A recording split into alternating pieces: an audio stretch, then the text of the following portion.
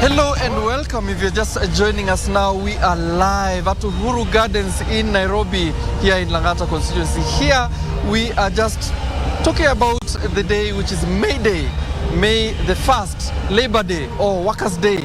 And I am not alone. I'm with Dr. Alex Mwangi, who is a business consultant. We are talking about the issues of the country. We are talking about workers' rights. We are talking about workers' needs, and we are talking about everything that is related to today. Of course, here we have seen a lot of dignitaries still coming in, and of course, if you joined us earlier a bit, you did see Sarafina Robi with a guest, and she was at the other side near the dais, the main dais, where we expect the dignitaries to come through and also celebrate with us here in this venue. Of course, the program says we shall also be treated to entertainment and the rest of the traditional procession that usually happens on this day. So, Dr. Alex, welcome back to the segment. Yes, thank you very much. We were talking earlier, and the conversation was very interesting, and I'm sure we are not going to exhaust this soon. However, with whatever you can do right now, let's talk to our viewers and tell them. Yes. What is the significance of a day like this for the normal worker, even from where you sit? Thank you very much, Alan. The significance of a day like this is actually to talk about matters about workers. We want workers to be paid better. We want better rights for workers. Because if I can say about workers being paid better, that's why every other year we have this discussion about minimum wage requirement. So we make a consideration, is what the low income earners being paid, does it commensurate what value they are adding to the entire economy of Kenya? And are they protected in a way that they will be able to feed their family, to cater for their personal needs, to educate their children? So, because if you have a worker who is not properly motivated, then at the end of the day, he will not be able to concentrate and to even continue giving value to your company. So the other issue that this day is supposed to do is to find out whether the workers are being treated to safe working conditions. We have seen cases where some workers, they work in very harsh, extreme conditions. For instance, we have had even in the news some workers who are working in factories. Maybe those factories, they are inside those factories, they are subjected to high temperatures. Even the kind of the risk environment, maybe the machines are not properly fitted. So a day like this is supposed to ensure that and to advocate for safe working conditions for work. Is that you will hear Kotu, the Secretary General, talking about that workers should be given the right to join unions. We understand there are employers who don't like and who don't allow their employees to join unions, because they realize once they join unions, they will have a better bargaining power, they will have a stronger voice, and those kind of employers who are opposed to workers joining union, sometimes they do that because of their own self-interest. So that's why the government, in its own wisdom, saw it right to create a day like this one, so that we can address the issue of workers' rights, the issue of workers' pay, the issues of safe working conditions for our workers. Of course, you are touching somewhere that is very critical. Yes. I can only imagine that elsewhere around the world, since this is a global celebration of workers, we find that it's not only about fighting for minimum wage. Yes. Of course, there's also the safety aspect. Yes. Do you think in this country we've really talked mostly about the welfare of our workers in terms of safety? Because many of them do work in very tough conditions. Do you think maybe we should raise our voices higher in talking about the safety of our workers? Yes.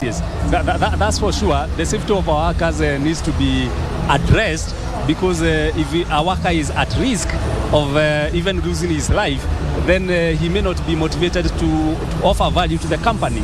And I like the government of Kenya is considerate of that, and it agitates and it advises and has actually given a directive for workers to be given WIBA, which is a worker injury benefit compensation, that the employers are required to have an insurance policy called WIBA, which is, I believe it's a workers compensation kind of an insurance policy, that in case a worker is injured when at work, then it is the insurance that should be able to cater for to compensate that particular worker. Even in terms of the roads, we have the government requiring all the drivers, even for the motorbike riders, to have insurance covers, so that in the event that a rider is injured when doing work, he gets compensated by insurance. Or not even more about the rider, but the person who is the passenger to that motorbike, because it is illegal in Kenya for any motor vehicle to use the Kenyan roads without proper insurance. So the government, yes, it is in the forefront of ensuring that the Kenyan workers are protected, even in terms of the issue of cabs, that the government is very keen about the quality of the goods that that Kenyan workers interact with at the end of the day. Not for you to manufacture, you need your products, your goods and services to be verified and to be confirmed by KEBS that they meet the required safety standards.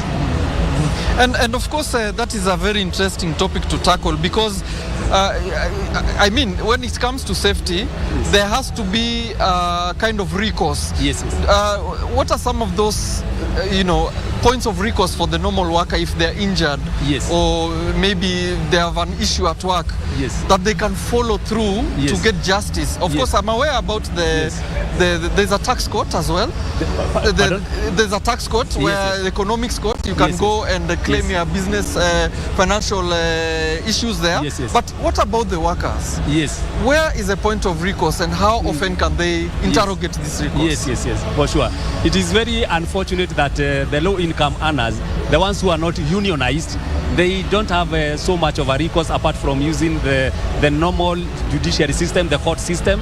If they have been unfairly dismissed by their employer, or they need to go to, they start from the chief, then they go to the court system, they look for justice in the judiciary system, which at the end of the day, it may take long. And again, this low-income earner may not have the required resources to employ and to hire a lawyer to fight for his rights.